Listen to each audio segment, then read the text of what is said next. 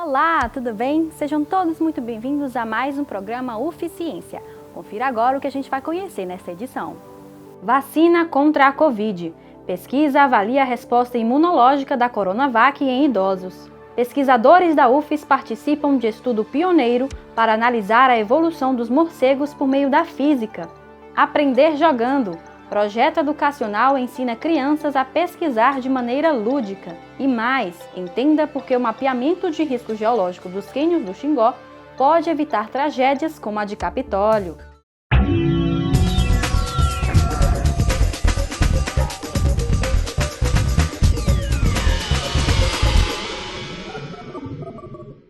Os idosos compõem o grupo populacional mais afetado pela Covid-19. De acordo com o Ministério da Saúde, eles representam cerca de 70% dos óbitos provocados pela doença no Brasil. Diante disso, um estudo da UFES buscou avaliar a resposta imunológica da vacina Coronavac em pessoas de terceira idade. Desde o início da pandemia da Covid-19, o mundo se deparou com uma nova situação que não estava totalmente preparado para o enfrentamento da Covid-19.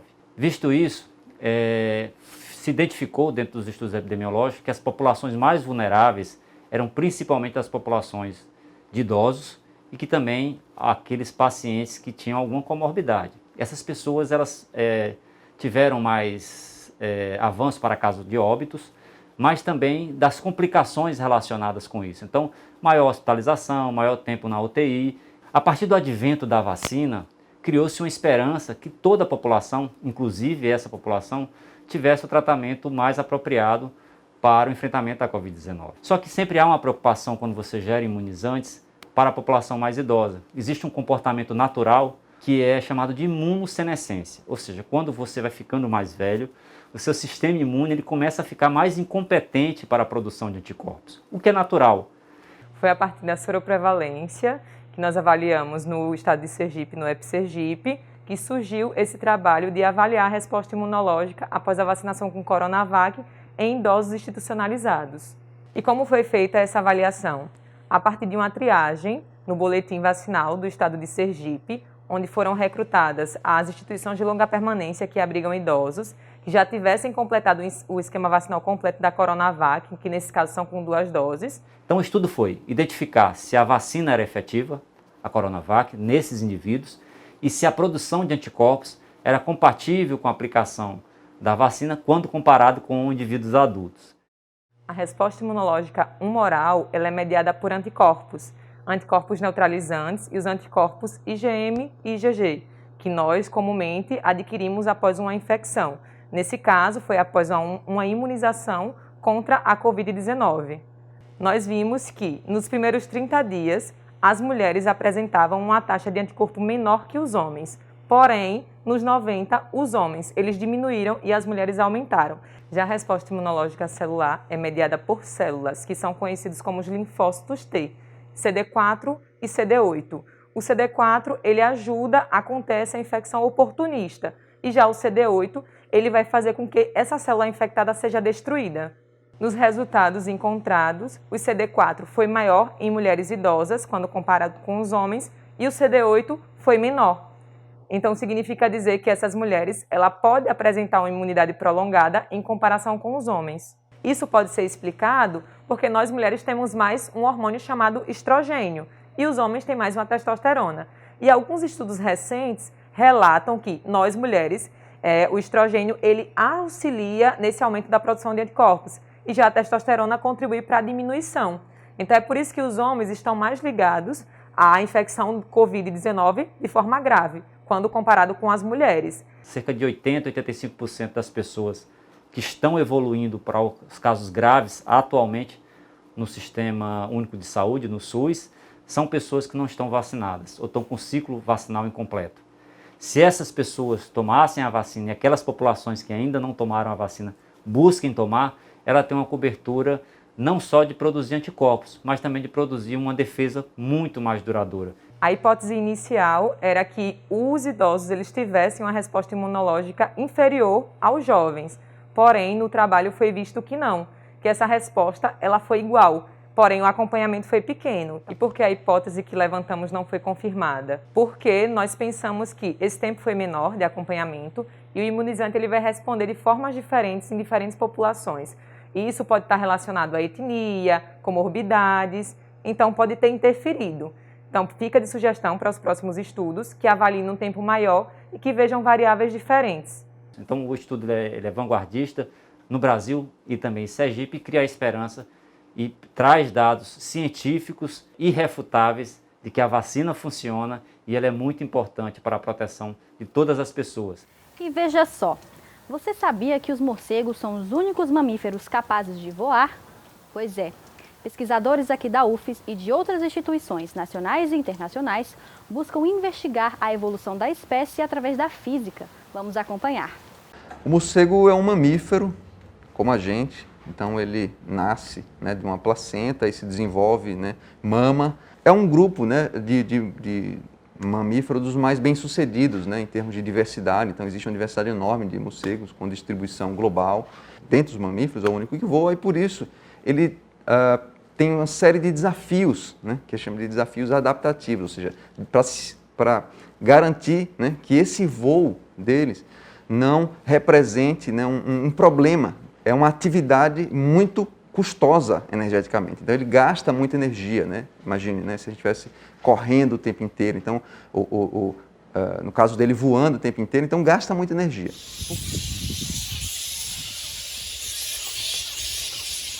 Os anfíbios e os répteis, eles conseguem, por exemplo, manter, ou eles controlam a temperatura corporal pelo ambiente. Eles absorvem calor do ambiente e isso ajuda a manter a temperatura corporal deles. No caso dos morcegos, né, como outros mamíferos, isso não acontece. A principal fonte de calor, né, de energia que ele obtém é através da dieta, né, da alimentação. Se conhecia muito pouco sobre como essa morfologia, né, essas características do tamanho da asa e a relação do tamanho da asa com a massa dos morcegos era afetada por esses fatores ambientais em termos de trocas de calor, em termos de gasto de energia. Então, a pergunta central é essa. Qual é, né, a física que existe por trás da variação da forma dos morcegos ou de qualquer outro grupo biológico? Essa pesquisa, né, começou há uns anos atrás, 2018 mais ou menos, né, com um projeto que a gente aprovou, que era focado em entender esses padrões macroecológicos, que a gente chama, né, os padrões da biodiversidade em grandes escalas, a partir de princípios da física, né, como troca de calor, né, termodinâmica.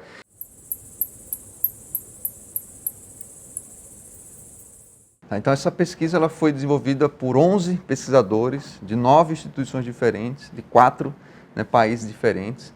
Então tem pesquisadores da Espanha, né, pesquisador do Canadá, do México e a maioria brasileira, né, e 2 aqui da UFES, né, eu e o professor Pablo Martins do Departamento de Biologia. Os morcegos nos trazem vários benefícios para nós, os seres humanos. Por exemplo, grande parte dos morcegos se alimentam de insetos, né? E eles servem como controladores de vectores de doenças, como por exemplo mosquitos que transferem várias doenças como dengue, chikungunya, malária, ou também insetos que podem ser pragas de los sistemas agrícolas. Assim também, os morcegos, há uma grande quantidade de espécies que se alimentam de frutas, né? Que chamamos de frugívoros, e eles participam na dispersão de sementes. E essa dispersão de sementes contribui para restaurar ambientes que têm sido degradados por nós, pelo homem. Também o próprio guano deles, né, e a capacidade de voar que tem eles e dispersar-se, permite a transferência de nutrientes entre diferentes áreas. E o próprio guano se utiliza hoje como um fertilizante natural. Foram mais de 270 espécies que a gente usou para poder demonstrar que a explicação, né, que a gente propõe para essa variação geográfica realmente acontece. A maneira com que a gente faz, né, com que a gente desenvolveu esse trabalho é da seguinte forma: a gente desenvolveu uma série de modelos que a gente chama de modelos mecanísticos. O que é isso? São modelos, funções matemáticas, equações matemáticas, biofísicas que descrevem, né, como funciona o corpo de um morcego em termos de balanço de calor, troca de calor, como ele dissipa calor para o ambiente. Então, desenvolve essas equações e a partir dessas equações a gente prevê alguns padrões, a gente faz algumas predições sobre essas equações. O que é que, se esses morcegos obedecem essas relações e funcionam dessa maneira com que a gente descreve, o que é que a gente deve encontrar na natureza? O trabalho foi publicado na revista Proceedings of National Academy of Science dos Estados Unidos, que a gente chama de PNAS, né? Ou PNAS, né? Que é acrônimo do nome da revista. Então, a gente já tinha submetido o trabalho lá, né? Desde o ano passado. Essa pesquisa ela mostra como a gente pode entender padrões ecológicos em grandes escalas a partir de princípios físicos fundamentais. Essa é a grande inovação do trabalho. E a partir daí ela abre portas para a gente poder entender outros padrões de diversidade, por exemplo, de coloração de insetos, de coloração de aves, de forma corporal das aves, de outras adaptações de outros mamíferos, para a gente começar a desenvolver, né, um conhecimento sobre a biodiversidade pautado em princípios fundamentais. E no próximo bloco a gente vai mostrar um jogo que ensina as crianças de forma lúdica a realizar pesquisa escolar.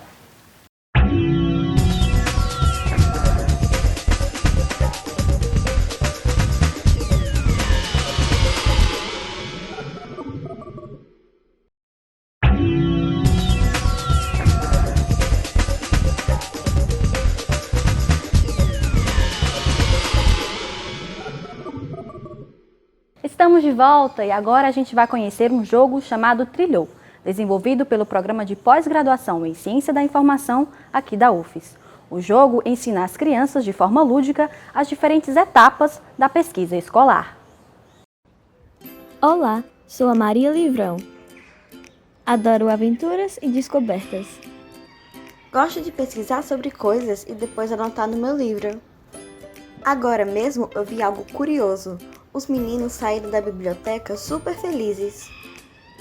Parece que eles estavam fazendo uma tal de pesquisa. O que será uma pesquisa? Maria Livrão, ela é um personagem que foi criado no mestrado em Ciência da Informação da Universidade Federal de Sergipe. E ela foi trazida como uma proposta, né, para o ensino fundamental, que de uma forma lúdica, criativa, a gente pudesse passar para as crianças como se faz uma pesquisa escolar, qual é o processo de uma pesquisa, né?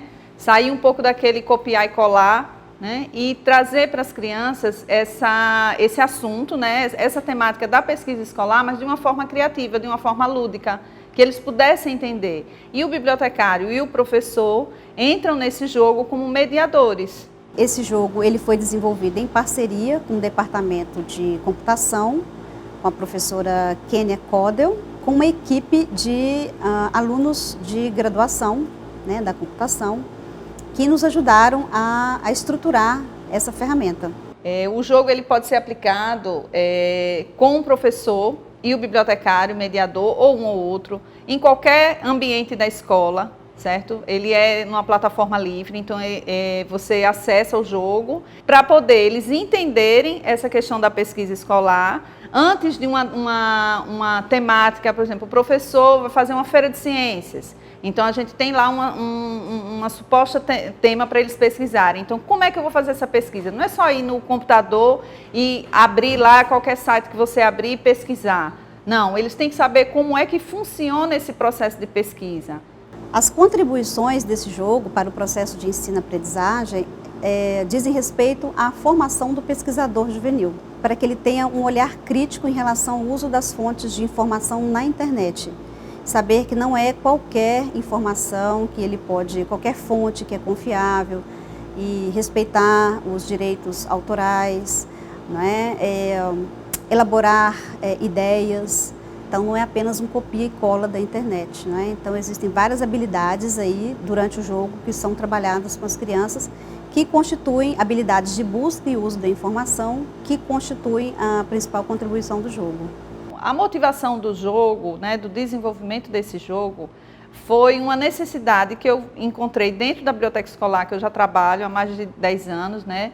Então, as crianças não sabem fazer pesquisa escolar. Então, assim, foi uma necessidade e dessa necessidade foi a proposta que eu levei para o mestrado. O bibliotecário, ele é um mediador, né? Ele está ali para orientar a criança. Então, em cada fase, ele vai desenvolver ali as atividades, as ideias principais daquela fase. Então, ele é o profissional que tem uma capacitação, né, durante o curso para fazer essa orientação, para que o aluno passe por todas as etapas da pesquisa, né, uma série de elementos que vão ser trabalhados e chegue ao final entendendo que a pesquisa é um processo, não apenas um produto final. Os cânions do Xingó são considerados um dos pontos turísticos mais belos do Nordeste, mas essa beleza pode esconder alguns riscos de acidentes naturais, como o que aconteceu em Capitólio, no estado de Minas. Você vai entender agora a importância de monitorar essas áreas. A região dos cânions de Xingó, né, que é popularmente assim chamada, na verdade, tecnicamente a gente conhece ela como uma unidade de conservação, que é o monumento natural do Rio São Francisco. De forma básica, ela se estende dos limites da usina de Xingó até a usina de Paulo Afonso. Nessa região, nós temos rochas formadas em 3 ambientes geológicos diferentes. Ambientes de maior profundidade, de menor profundidade e próxima à superfície. Então, essa heterogeneidade e essa homogeneidade podem diferenciar no comportamento da rocha diante do intemperismo, da alteração que a chuva promove, que o clima promove na rocha. E dentro desse perímetro nós temos 2 pacotes de rochas muito específicos. Um é um pacote de rocha sedimentar, que é a formação Tacaratu. São pacotes de rochas aí em torno de 300 milhões de anos, que são aqueles arenitos. Já indo para Paulo Afonso, a gente tem outro pacote de rocha muito diferenciado, né? São rochas metamórficas, que algumas se aproximam de mais de 800 milhões de anos e são rochas muito mais coesas, muito mais duras do que aquelas rochas que a gente encontra na Tacaratu. Além desses aspectos formadores de rocha, você tem os fenômenos que ocorrem após a formação.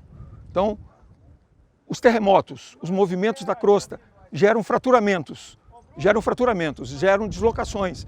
E esses fraturamentos e essas deslocações, elas causam quebramento na rocha. E a intensidade desse quebramento tem que ser trabalhada, tem que ser mapeada, tem que ser identificada em cada setor. O Serviço Geológico, ele tem atuado na setorização de áreas de risco, em áreas urbanizadas.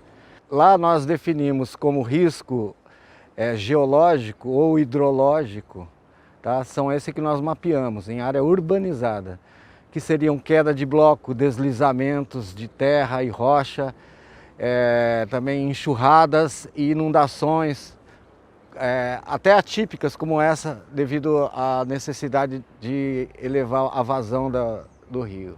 Desde o desastre lá, a ocorrência daquele evento lá em Capitólio, a gente adiantou alguns passos, entrou em contato de imediato com a CPRM, que é o Serviço Geológico do Brasil, para fazer o mapeamento de áreas de risco, a parte de prevenção, que é uma das ações de defesa civil, uma das mais importantes. Essa etapa de prevenção, a gente tem duas etapas de gerenciamento de desastre, a gestão de risco, prevenção, preparação e mitigação, e a resposta em si. Relembrando que o risco ele só envolve quando existe pessoas, no caso os cânions do Xingó, ou de qualquer outro lugar do planeta Terra, eles constantemente têm pedras, rolamentos e quedas de bloco e outros movimentos de massa. Como é que a gente faz esse mapeamento, né? Nós temos aqui no laboratório, no Progeologia, 2 equipamentos de ponta, né, que eles se complementam em campo. Um é o laser scan, que ele consegue, a partir de um laser, né, que ele gira em 360 graus, ele consegue fazer mapeamento de afloramentos, né, rochas, pacotes de rochas em nível de detalhes e com precisão milimétrica. Outro equipamento, né, que se complementa a este é o radar de solo, que é popularmente conhecido como GPR. O GPR ele usa frequências eletromagnéticas que são emitidas e essas frequências emitidas elas são recepcionadas por uma antena que está dentro do suporte do próprio equipamento, né? E a partir da energia eletromagnética aí e voltar, a gente tem uma percepção, a gente tem um desenho muito preciso, muito exato daquilo que está abaixo do solo. E nós temos diferentes pontos turísticos em Sergipe que têm um atributo geológico por detrás. São grutas, são serras, né? São cachoeiras, e esse é um deles. Então, a UFES tem condições de, além das questões de Xingó, que tem a ver com um tipo de preocupação, né, mais imediato por conta de um acidente que houve, de fazer medidas de orientação e de mapeamento dos outros pontos turísticos também. A gente sempre frisa que esse tipo de trabalho não pode ser pontual, ele tem que começar e ter uma continuidade, porque os processos geológicos eles são previsíveis, mas os agentes que os causam, que os fazem ter mudanças, não são tão previsíveis assim. Então, esse monitoramento, essa necessidade de ter um trabalho futuro, frequente, permanente, é necessário, e é justamente a universidade que tem papel fundamental nesse processo. Chegamos ao fim de mais um UFCiência. No próximo programa, nós vamos continuar trazendo divulgação científica para você. Se cuida e até lá!